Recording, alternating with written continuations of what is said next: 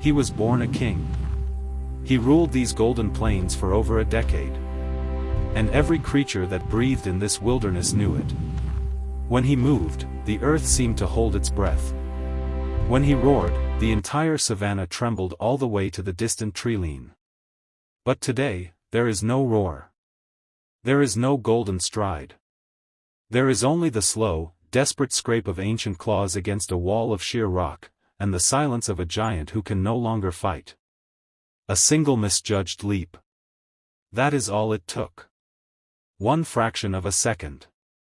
One sliver of loose gravel beneath a paw that once gripped the earth like iron.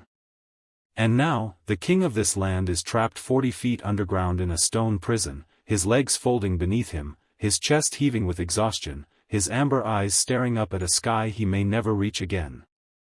And the only man who found him is completely alone, miles from any backup, with nothing but a cargo net, a towing rope, and whatever is left of his courage. What happens inside that ravine in the next few hours will test every law of nature and every limit of the human spirit. Because something is going to happen down there that nobody, not even the ranger himself, will be able to fully explain. If this is your first time on Wild Soul Rescue, make sure you hit that subscribe button and turn on notifications. We release rescue stories like this every week, and you do not want to miss a single one. Now stay with me, because this story is only just beginning. His name had never been spoken by human lips, but the rangers who patrolled these eastern ridges had their own word for him. They called him Tembo wa Simba, a Swahili phrase borrowed from 2 languages, meaning something close to the Great One among lions. He had earned it not through ceremony but through sheer endurance. 12 years old. Perhaps 13. In the brutal arithmetic of the wild, that is ancient. That is extraordinary. That is a life built on victories that should by all natural measure have already ended him 100 times over. The pride he had once commanded stretched across nearly 40 square kilometers of open grassland, rocky highland, and dry riverbed. At his peak, there were 11 lionesses under his protection and 5 cubs that carried his bloodline forward. He had fought off 3 separate coalition challenges, each time bleeding, each time healing, each time standing over a defeated rival with nothing but the sheer refusal to fall. He had hunted wildebeest in the dead of night, buffalo on the banks of muddy rivers, and once, when the drought had driven him to desperation, a lone young elephant that had wandered too far from its mother. But those days were behind him now. The pride was gone. The younger males had finally done what nature always intended, they had pushed him out. It had not been a single dramatic battle. It had been a slow erosion. First the hunts where he was too stiff to keep pace. Then the nights when the younger males circled him with low growls instead of deference. Then the morning when he woke to find the pride already moving, already following new leadership, leaving him behind without ceremony. He had wandered alone for months now. Alone, hungry, and moving across terrain that his aging joints were no longer built for. The ridges of the eastern plateau were steep and broken, dramatic rock formations carved by ancient rivers into narrow gorges and sudden drops. This was not lion country in any traditional sense. This was the terrain of leopards and baboons. But the old lion had nowhere else to go, and somewhere in the deep biological memory of his species, there was a stubborn refusal to simply stop moving. On the morning that changed everything, the temperature had already climbed past 38 degrees by 9 o'clock. There was no shade on the ridge. The rocks reflected heat upward like a furnace floor. The old lion's tongue was dry. His last successful hunt had been 4 days prior, a small rock hyrax, barely a mouthful, and his ribs were showing through the sparse coat that had once been a thick and lustrous amber. He had been tracking the scent of a young impala that had been grazing along the clifftop since before dawn. The impala was young and careless, moving too close to the edge, too focused on the sparse dry grass to notice the slow patient shadow that was following it. The lion's hunting strategy now was not speed, it had not been speed for 2 years. It was patience. Economy of movement. Making every step count because there was no energy left for wasted effort. The impala moved between two rocky outcroppings, hopping lightly across a narrow gap in the cliff face. The lion watched. In his prime, this would have been nothing. A stretch. A landing. A kill.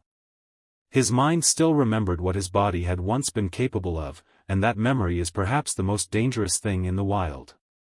It breeds the illusion of capability. It convinces aging muscles that they can still perform what young ones once made look effortless. He gathered himself at the edge. Measured the gap with eyes that had measured 1,000 such distances before. Coiled his hindquarters. And launched. His front paws struck the far edge cleanly. For one single heartbeat, it seemed as though the old king had done it again, defied gravity, defied age, defied the laws that govern all mortal things. But the gravel beneath his front paws was loose. Desert dry and crumbling, held together by nothing but its own weight. The moment he tried to push up and pull his rear legs over the edge, the entire surface gave way beneath him. He did not fall gracefully. There is no grace in a fall like this. He hit the side of the gorge wall with his left shoulder, spun once, clipped a rock outcropping that tore a gash across his flank, and landed at the bottom with a force that sent a sound echoing off the stone walls that had no business coming from a living creature. A crash. A grunt. And then silence. For a long moment, nothing moved at the bottom of that ravine. The dust settled. A lizard that had been sunning itself on a ledge shot into a crack and disappeared. The impala, unharmed and completely unaware of the tragedy that had just unfolded 5 meters behind it, simply moved on to a fresh patch of grass. Then the lion moved. He tried to get his legs under him. His front paws found the ground. His hindquarters followed, trembling. He was upright, but only barely. He swayed. Took 2 steps toward the wall. Reached up with his front paws and tried to find purchase on the sheer rock face. His claws scraped against stone and found nothing. He tried again. And again. Each attempt left fresh grooves in the soft sedimentary surface of the gorge wall, white scratch marks against the ancient brown stone. But the wall offered nothing to climb. It rose straight up from the floor of the ravine, a near vertical column of compressed earth and rock, 40 feet to the top, with no ledge, no crack, no handhold of any kind. He circled the floor of the ravine. It was narrow, perhaps 4 meters at its widest point. The walls curved slightly inward as they rose, making them even more impossible. There was one small patch of shadow where the walls were close enough together that the sun had not yet reached the floor. He lay down in it. And he breathed. Hours passed. The shadow shifted. The heat inside the ravine was worse than the heat above. The stone walls absorbed the sun all day and radiated it back like an oven. The lion's breathing slowed. His legs stopped moving. He stopped attempting the wall. He simply lay on the ravine floor with his head between his paws, his chest rising and falling in a slow irregular rhythm that spoke of a body moving into its final economy, shutting down unnecessary functions, preserving what little remained for the simple act of continuing to breathe. He had not had water in nearly 36 hours. In these temperatures, for an animal of his size and condition, that timeline was becoming critical. Lions can survive remarkable things. They have an extraordinary capacity for endurance. But they are not immune to heat, dehydration, and the compounding cost of a traumatic fall on a body that was already operating far below its prime. The gash on his flank was not deep enough to be immediately fatal, but it was bleeding slowly into the dirt, and in the heat, infection would follow quickly. He was dying. Not dramatically, not with any flourish. Simply, quietly, the way most wild things die, alone, and with diminishing resistance to the fact. Ranger Benjamin Okafor had been patrolling this section of the eastern ridge for 11 years. He knew it the way some people know the rooms of their childhood home, not just the geography of it, but the texture of it, the sounds it made at different times of day, the way the light fell across the cliff face in the afternoon and turned everything a deep burnt orange. He knew which sections of the ridge were unstable. He knew where the wildlife trails crossed the clifftop and where they disappeared into the broken ground near the edge. He was driving slowly, his old government-issued jeep grinding along the track that ran parallel to the gorge, when he noticed it. Not the lion. He could not have seen the lion from up here. What he noticed was the disturbed earth. A large section of the cliff edge, perhaps 2 meters wide, where the gravel had given way recently. Fresh claw marks in the loose soil leading up to the break point, then nothing. Just the edge, and below it, the gorge. Benjamin stopped the jeep. He sat for a moment without getting out. In 11 years, he had developed a particular instinct, not for danger exactly, but for wrongness. The feeling that something had happened here that the landscape was still holding the memory of. He climbed out slowly. Left the engine running. Walked to the edge and looked down. What he saw stopped every process in his brain simultaneously. The lion was not moving. From 40 feet up, Benjamin could see the wound on the flank, the visible ribcage, the scratch marks on the wall, the absolute stillness of the body at the floor. For 3 full seconds, he was simply a man looking at something he did not know how to process. Then the lion opened its eyes. Looked up. And the two of them, the old king and the solitary ranger, stared at each other across 40 feet of open air and 12 years of parallel existence in the same wilderness, without having ever been this close before. Benjamin Okafor had a code. Every ranger who worked this reserve understood it. You do not interfere with the natural order. A dying animal is part of the cycle. A trapped animal, even a predator, even a lion, the policy was observation and reporting, not intervention without authorization, not solo action, never solo action in proximity to a large predator. He had read the policy documents. He had signed the forms.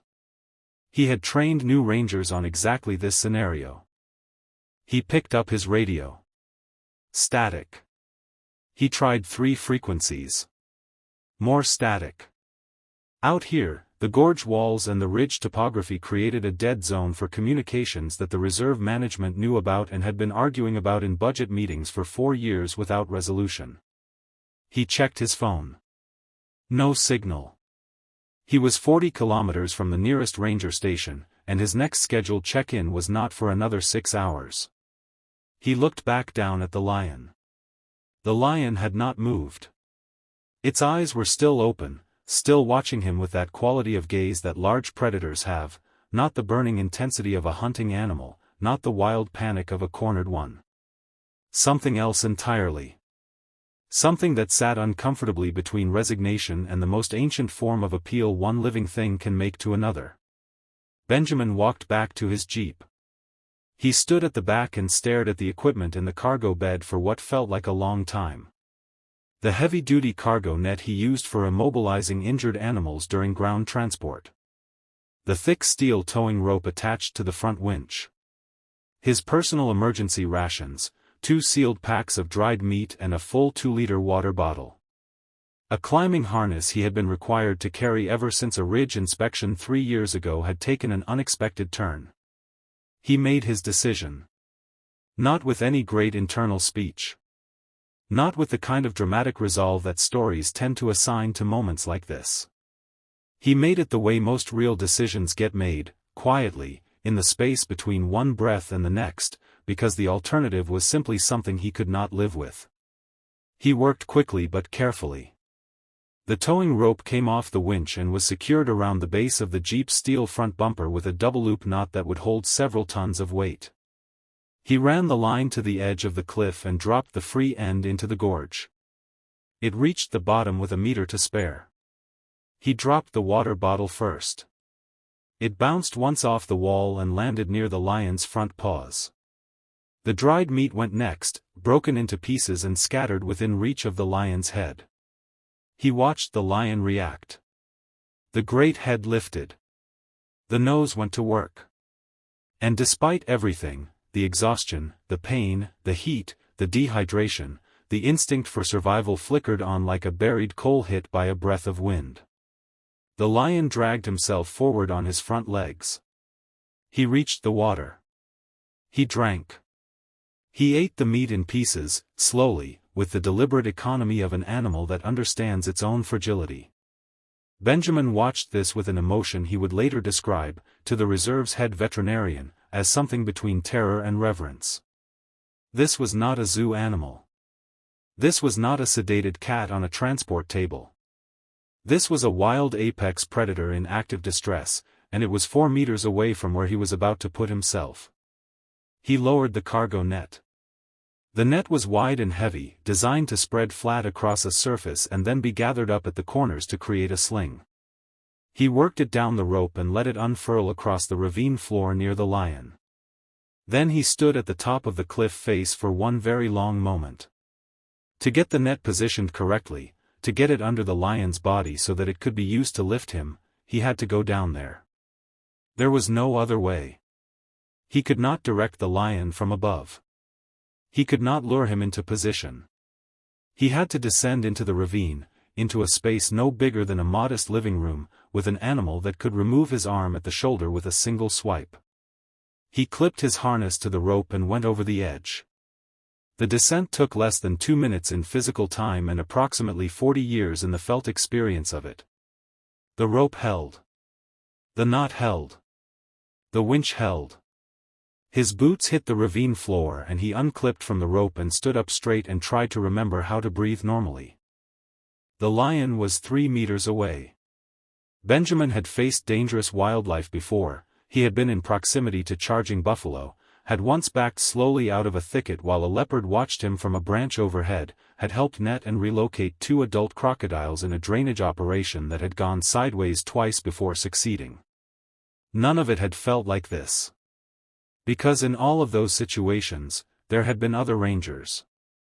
There had been a team. There had been the diffusion of danger across multiple people, the ability to divide the predator's attention, the safety of coordinated action.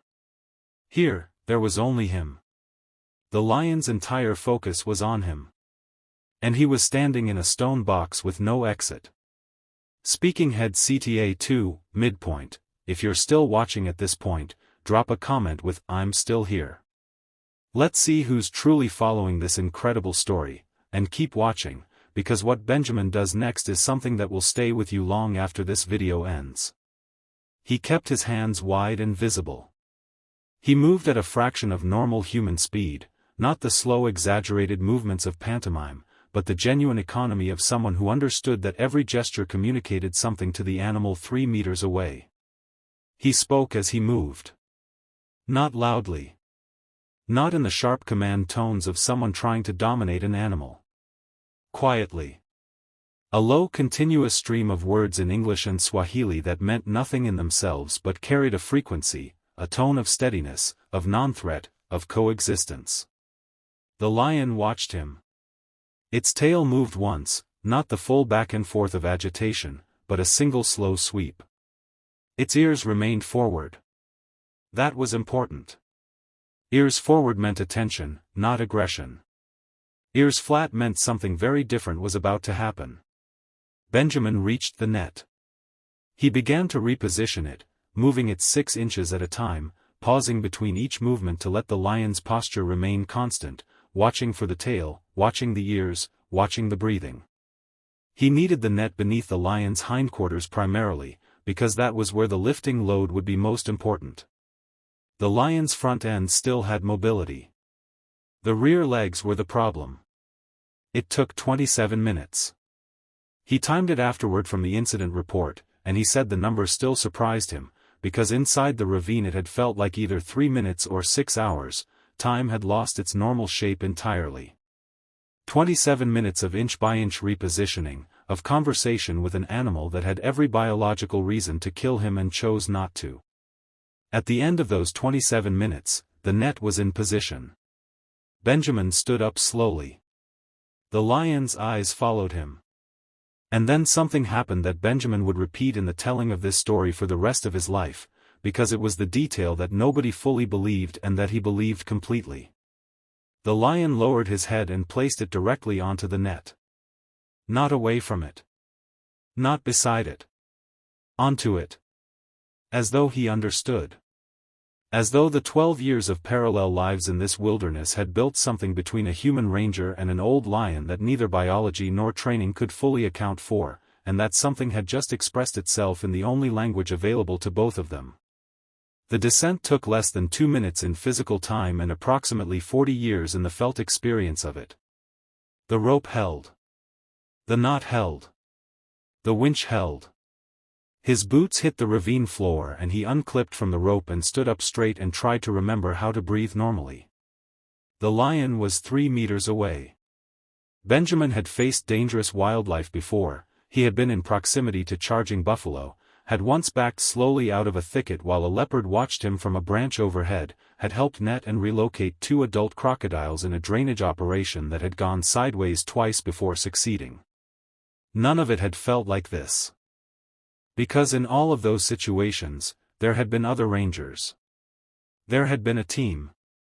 There had been the diffusion of danger across multiple people, the ability to divide the predator's attention, the safety of coordinated action. Here, there was only him. The lion's entire focus was on him. And he was standing in a stone box with no exit.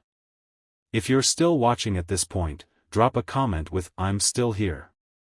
Let's see who's truly following this incredible story, and keep watching, because what Benjamin does next is something that will stay with you long after this video ends. He kept his hands wide and visible.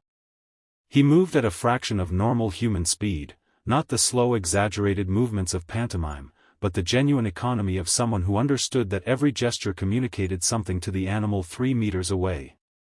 He spoke as he moved. Not loudly. Not in the sharp command tones of someone trying to dominate an animal. Quietly. A low continuous stream of words in English and Swahili that meant nothing in themselves but carried a frequency, a tone of steadiness, of non-threat, of coexistence. The lion watched him. Its tail moved once, not the full back and forth of agitation, but a single slow sweep. Its ears remained forward. That was important. Ears forward meant attention, not aggression. Ears flat meant something very different was about to happen. Benjamin reached the net. He began to reposition it, moving it 6 inches at a time, pausing between each movement to let the lion's posture remain constant, watching for the tail, watching the ears, watching the breathing. He needed the net beneath the lion's hindquarters primarily, because that was where the lifting load would be most important. The lion's front end still had mobility. The rear legs were the problem. It took 27 minutes. He timed it afterward from the incident report, and he said the number still surprised him, because inside the ravine it had felt like either 3 minutes or 6 hours. Time had lost its normal shape entirely. 27 minutes of inch-by-inch repositioning, of conversation with an animal that had every biological reason to kill him and chose not to. At the end of those 27 minutes, the net was in position. Benjamin stood up slowly. The lion's eyes followed him. And then something happened that Benjamin would repeat in the telling of this story for the rest of his life, because it was the detail that nobody fully believed and that he believed completely. The lion lowered his head and placed it directly onto the net. Not away from it. Not beside it. Onto it. As though he understood. As though the 12 years of parallel lives in this wilderness had built something between a human ranger and an old lion that neither biology nor training could fully account for, and that something had just expressed itself in the only language available to both of them. Getting back up the rope with the lion in the net was a problem that Benjamin had not completely solved before he went down. He had a general plan. The winch on the Jeep could generate enough force, it was rated for 4.5 tons, and the lion, even in his diminished state, weighed somewhere between 180 and 200 kilograms. The math worked. The question was whether the lion would allow himself to be lifted without panicking, without thrashing, without tearing the net apart or pulling Benjamin down with him. Benjamin climbed back up the rope hand over hand, clipping onto the harness halfway to reduce the load on his arms. He reached the top. He gathered the net's 4 corner lines and rigged them to the towing rope in a crude but functional gathering hitch, a configuration he had used once for lifting an injured zebra out of a ditch and that had held under pressure. He walked to the jeep, sat in the driver's seat, put it in reverse and began to move. The winch played out. The lines went taut. He stopped the jeep and watched the edge of the gorge. The sound that came up from the ravine in the next moment was something he had not anticipated. Not a roar. Not a growl. Not the explosive violence of a panicked predator.